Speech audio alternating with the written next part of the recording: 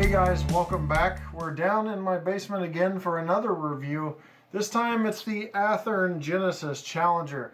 Now this is the Greyhound version with Tsunami Sound, DC, and DCC. That means you can run it either on your regular conventional DC layout or DCC, and it has sound from Soundtrack's Tsunami. MSRP $629.98, but as you saw at the beginning of the video, there's a coupon out there that's going to expire shortly on December 24th.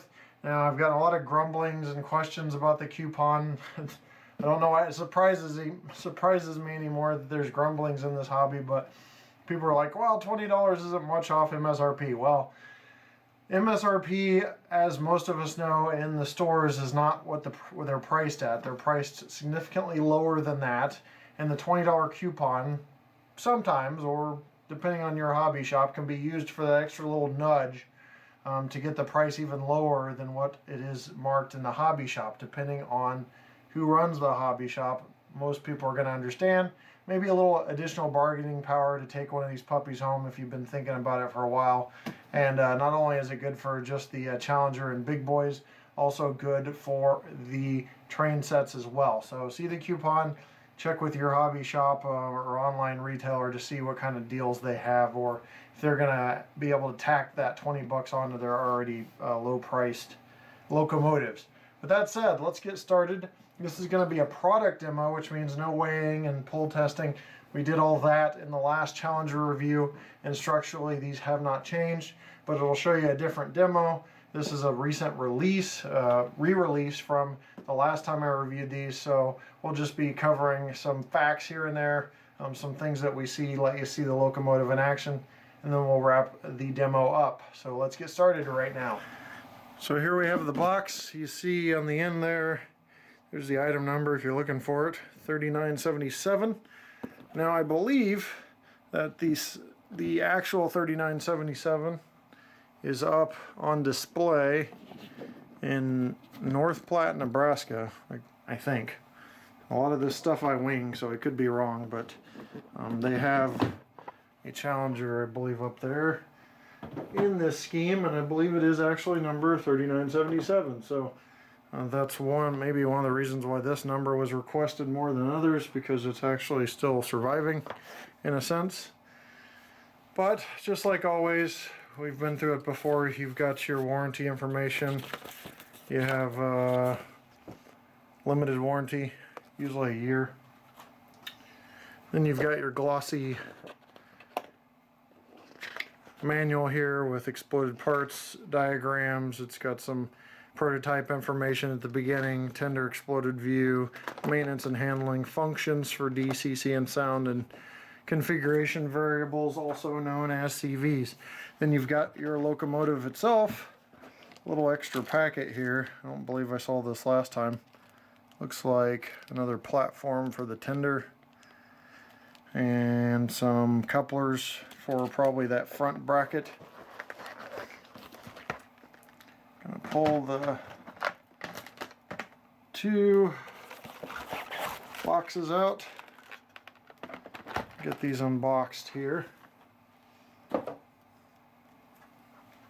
These just slide out of their plastic sleeves.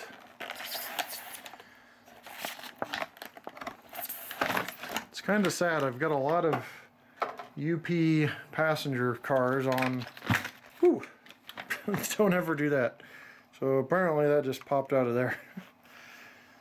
So be careful with that, because it looks like it's not, may not stay in the case, but let's see if we did any damage here. I don't think so. It just kind of took a side plant here. Yeah, we should be good. So I'm never as careful as I should be, but looks like that actual bracing didn't quite hold up to keeping the locomotive in there side to side once you remove this plastic protection. So you want to grab a hold of that before it goes flopping around on you, just like that. So have everything out. Let's reposition to where we can see it.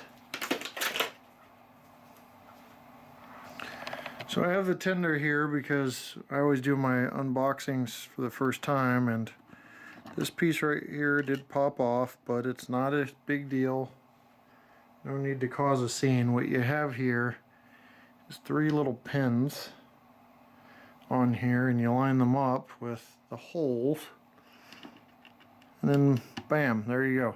So there's your hatches back in place. Only one popped off, but they're all 3 removable because you have this deck plate here that can go in.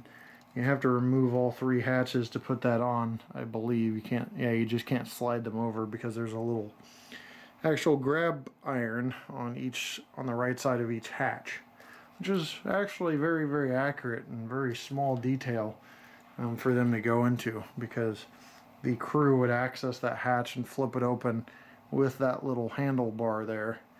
And they actually modeled that. Probably very hard to see, but we're going to get everything rearranged here so we can get down to track level, show you the locomotive and tender together. You would be surprised how hard it is to cram this whole locomotive into a shot. I've got it on a corner here where it's curving around, but it is pretty big. I mean, the Challengers were just slightly smaller than the big boys, and they're a large locomotive, and I have seen some on display in person. But let's go ahead and start on the front here.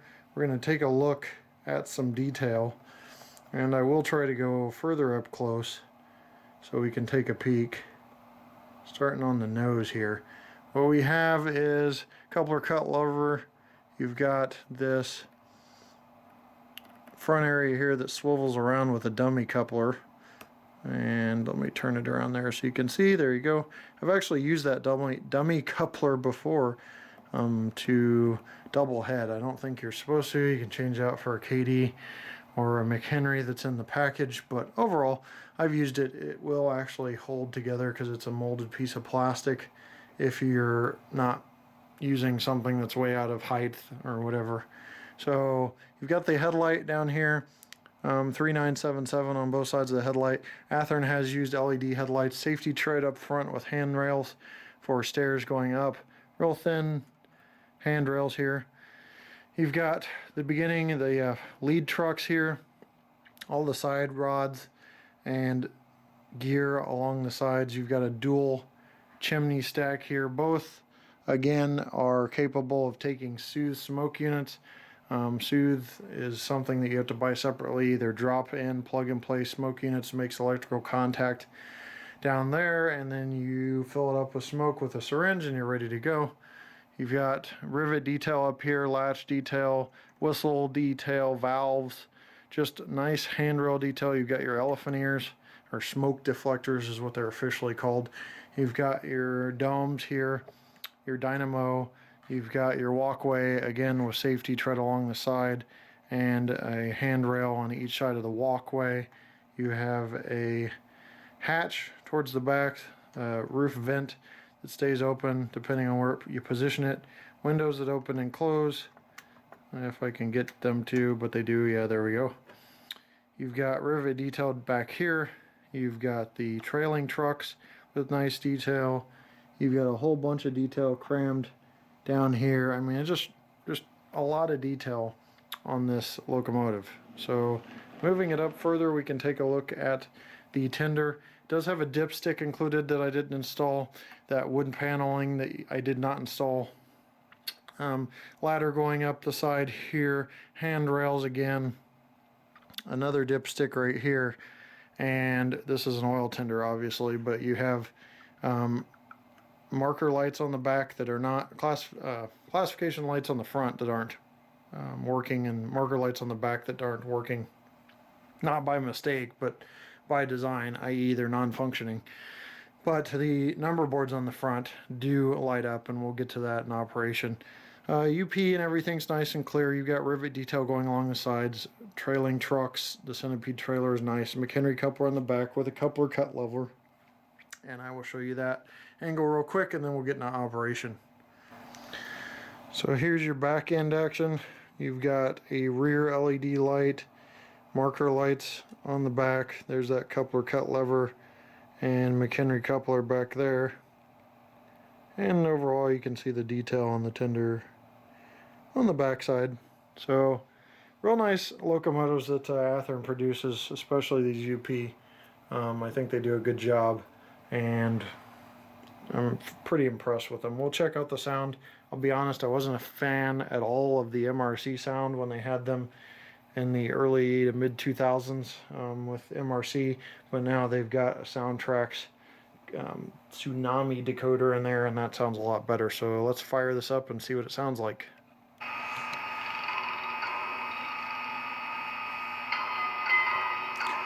So let's go ahead and listen to some sounds real quick. We'll start with the bell.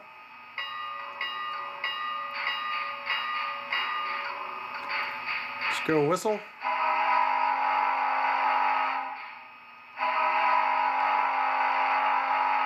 The whistle sounds improved from the last run. Let's go to the short whistle. Okay, now let's go ahead and do a grade crossing sequence with the bell and the whistle.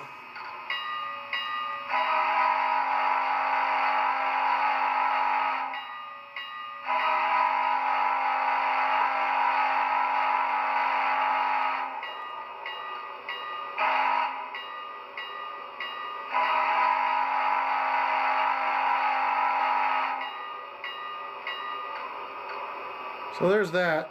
I know F12 is water stop. Go ahead and get that started here.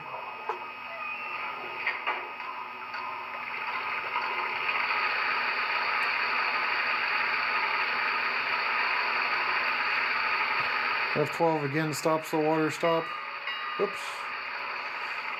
There we go. So if that doesn't make you need to pee, I don't know what does. F11's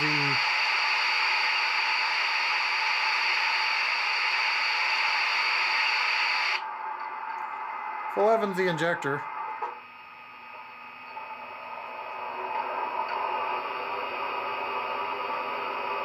We've got F10's the coupler.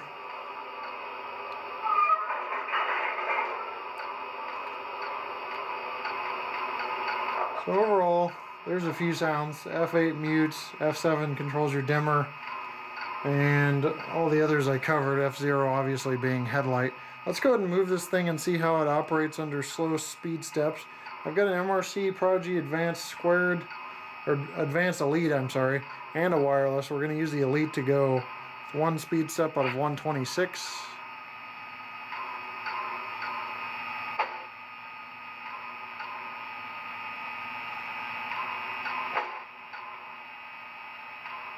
There's one speed step. Lurching along, I don't see much jerking. Just a little lurch. There's two speed steps.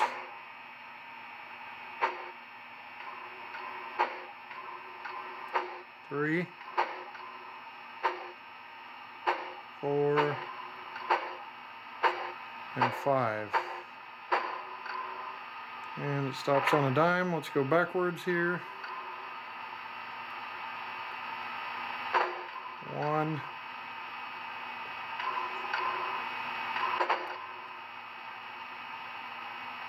2. 3. 4. And 5.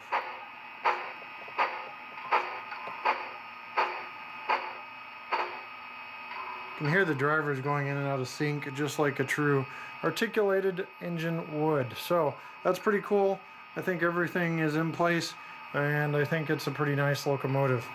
Well guys, that wraps up the product demo of the Athearn Challenger, the re-release. Seems to me like there's some improved sounds. It seems a little smoother on the drive. So maybe some improvements were made after all. Maybe they don't just re-release an item and go with that. Looks like they're tweaking things as they re-release, which is always good. Overall, pretty impressed with the locomotive. Couldn't find anything that really bothered me, but obviously you guys have your own set of rules that you want to go by on purchasing a locomotive, and I understand that.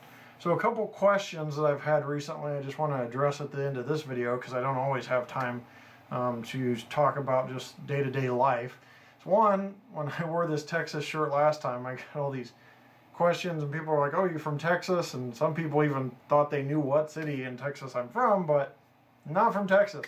I lived there for 4 years, and apparently I got a t-shirt along the way. So been there, done that, got the t-shirt. But that was part of military life early on, and not anything since then. So no, I'm not from Texas. However, my wife is from Texas, and that's that. Now, the other question is, am I doing, or why am I not doing run-bys like I used to at the end of the video? Right now, the track is in repair mode over here, and I know I just laid it, but I'm kind of having some issues. As you see, I've got this long train. It's consisted of different manufacturers of passenger cars for Union Pacific, but the main manufacturer is Overland Models on a lot of these passenger cars, and those things are very picky on running on track. So I'm having some track problems, and I want to be able to obviously run this set. So I'm repairing the track for the most picky thing I have, so that hopefully anything else won't have any issues. But I haven't had any issues until I got to the brass. So some of it's track work, some of it's tweaking the brass itself, and a combination of both. But I do see some slight discrepancies in the track I'm trying to repair, which is keeping me from doing run-bys right now. But run-bys will continue or return in 2016. So that said, guys, thanks for watching. I hope you like the locomotive and are able to take the advantage of having that coupon to maybe bargain your dealer into a little bit less of a price or something like that. But we'll see you next time right here on my channel. Take care.